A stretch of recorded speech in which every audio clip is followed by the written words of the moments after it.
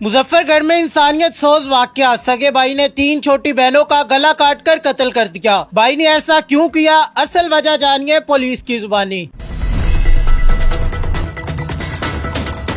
कितना अरसा हो गया आपको यहाँ पे रहते हुए? हम जी 92 से यहाँ पर रह रहे हैं इसी थलमर कॉलोनी के अंदर, लेकिन कभी भी ऐसा अफसोसनाक वाकया नहीं हुआ जो गुज़श्ता 2 दिन पहले से 2-3 बच्चियाँ जो हैं घर से लापता थी, जिनको ढूंढने में सारी रात गुजर गई और सुबह पता लगा कि उन्हीं के साथ वाले घर के अंदर कत्ल हुई लड़कियाँ थी और उनके गले काट दिए गए थे। जो साथ वाला घर था बिल्कुल हमसायों का घर था। जी, हमसायों का घर कह लें, बल्कि उन्हीं के अपने यूज़ में था वो मकान जो जिनमें लाशें मिली हैं। और जब अपने ही घर में कत्ल कर दिया, अपने घर के साथ वाले घर में, तो जब पुलिस आई है, इन्वेस्टिगेशन की है उन्होंने, तो फिर जब उन्होंने बयान जारी किए तो फिर बाद में पता लगा कि उसका अपना ही भाई जो है ना कातिल निकला।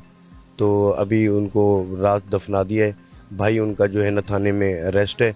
अब देखें कि नेक्स्ट कार्रवाई क्या होती है। तो ये बच्चियां क्या करती थी और कितनी उम्र थी? ये इतनी मासूम बच्चियां थी जिसकी कोई इंतहा नहीं, और माँ बाप की इतनी लाडली थी जिसकी कोई इंतहा नहीं। बस ये इंतहाई ऐसे दिल खराश वाक़या है कि जिसकी वजह से हमारी पूरी कॉलोनी इस टाइम पर सोग में है, और किसी ने भी अभी तक रात को जब जनाजे के बाद हर बंदा घर से बाहर ही रहा है। यकीन करो कि घर में भी आने का दिल नहीं किया, इतना अफसोसनाक वाक़या है। तो ये 3 बच्चियां थी, इनकी क्या क्या उम्र थी? एक की 6 साल थी, एक की 8 साल थी, एक की 11 साल थी। तो ये क्या करती थी? ये ट्यूशन पढ़ती थी, स्कूल जाती थी और सिपारा पढ़ती थी। ये माँ बाप की इतनी लाडली थी कि जिसकी कोई इंतहा नहीं, लेकिन बस उन फूल से चेहरे अब नहीं रहे। कितने बहन भाई थे ये टोटल? ये वैसे तो 4 भाई थे, 3 बहनें थी, जिनमें से 3 भाई यहाँ पर थे। एक भाई इनका ऑलरेडी जो है कराची शिफ्ट है, वो यहाँ आता भी नहीं है और वहीं रहता है अपना साइड। तो इनके जो वालिद साहब है वो क्या काम करते हैं, और ये उनके पास ही रहते थे या भाई बहनें रहती थी यहाँ पे? नहीं, इनके वालिद साहब इंतहाई नफीस आदमी और शरीफ आदमी है। उन्होंने शुरू से लेकर अब तक सिक्योरिटी साइड इंचार्ज गुजारा है अपना वक्त, और इंतहाई शरीफ आदमी है जिसकी कोई इंतहा नहीं। बस अल्लाह पाक उनको सब्र जमील अता फरमाए, हम तो यही कहेंगे। मीडिया ने रात भी उसको शो कर दिया है, ख़बरों में भी बता दिया कि उसी का अपना भाई जो है कातिल निकला है। बाकी देखें जी, अल्लाह पाक आसानी करे जी, हम तो यही कहेंगे जी, उसके वालिद को सब्र जमील अता फरमाए जी। अच्छा अफजाल साहब, आप गुज़िश्ता कई सालों से यहाँ पे रह रहे हैं, तो वाकया क्या हुआ है, वजह क्या बनी है कि क्यों कत्ल किया है? देखिए जी, अभी वजूहात इतनी कोई सामने वाजे नहीं हुई। जैसे ही कोई वाजे कोई सामने होगी तो वो फिर सबके सामने ही होगी। अभी तो ये रात तो उन्होंने जनाजा पढ़ाकर उनको लेके गए हैं, तो अभी कोई ऐसी ख़ास वजूहात सामने नहीं आई। बाकी देखें पुलिस क्या वजूहात सामने लेकर आती है जी। तो कहा क्या जा रहा है कि ये वजह थी, कुछ बताया जा रहा है? नहीं, अभी तक किसी किस्म की कोई कंफर्म बात नहीं की जा सकती। देखते हैं कि नेक्स्ट क्या लाएअमल निकलता है, ये तो अल्लाह बेहतर जानता है जी। जो लड़का है मेंटली तौर पर फिट है, दिमाग का तो कोई मसला नहीं है उसे?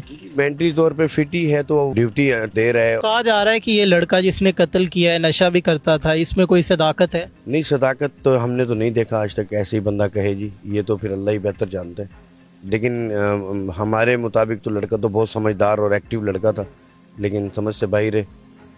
अल्लाह पाक बस जन्नत में जगह दे उनकी बहनों को। तो पहले कभी कोई ऐसा वाकया वगैरह तो नहीं हुआ लड़के पे? पहले कोई FIR है, लड़ाई वगैरह की, झगड़े की, कत्ल की, चोरी की, डकैती की? नहीं सर, किसी किस्म का कुछ ऐसा मसला ही नहीं है। मैं बता रहा हूँ आपको कि हम काफ़ी देर से इस थलमर कॉलोनी में रह रहे हैं, कभी ऐसा खूनखार वाकया ही नहीं हुआ और ऐसा दिल खराश वाकया ही नहीं हुआ जिसकी वजह से हमें किसी के सामने मुजम्मत करनी पड़े। मजीद हम पुलिस के पास जाएंगे और उनसे जानेंगे कि उन्हें इसकी इत्तला कब हुई, मुलजिम को कैसे गिरफ्तार किया, क्या क्या स्ट्रेटजी अपनाई गई।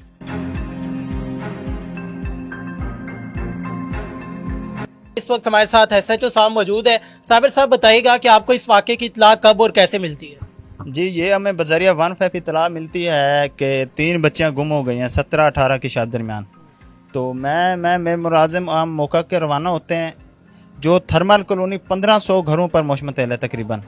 हम वहाँ पहुँचते हैं, कॉलर से मुलाकात होते हैं, वो बताता है कि मेरी 3 बहनें जो पार्क में गई थी अभी तक वापस नहीं आई। रात के तकरीबन 12 बज रहे थे, तो हमने मज़ीद नफरी का मुतालबा किया, रिक्वेस्ट की अफसरान बाला को, मज़ीद हमें नफरी फ़ौरन मुहैया की गई। हमने वहाँ पर सर्च ऑपरेशन शुरू कर दिया।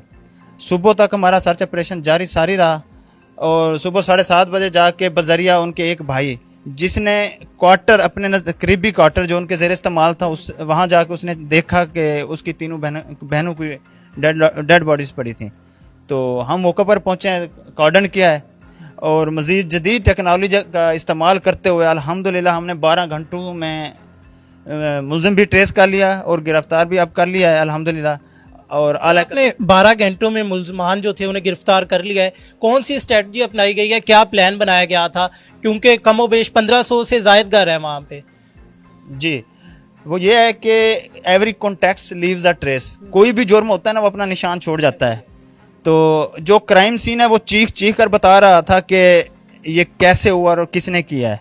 बाकी हमारे अफसरान भी साथ थे, हमारी टीम्स भी साथ थी। अल्हम्दुलिल्लाह हमने वकूए की बात PFS से क्राइम सीन्स और जो मादी जो भी एविडेंसेस थी वो टोटल कलेक्ट किए हैं और फिर जाके हम जो हमें मुश्तबा लगे हैं हमने उनको अब हिरासत में लिया, उनमें से ही बंदा निकला है। तो कहा जा रहा है कि किसी तेजदार आले के साथ कत्ल किया गया है, कौन सा आला था, क्या वो आला भी बरामद हो गया है और किसके साथ कत्ल किया गया? जी जी, ये तेज़धार आला था जो छुरी नुमा था, छुरी थी, तो उसके ज़रिए कत्ल किया गया।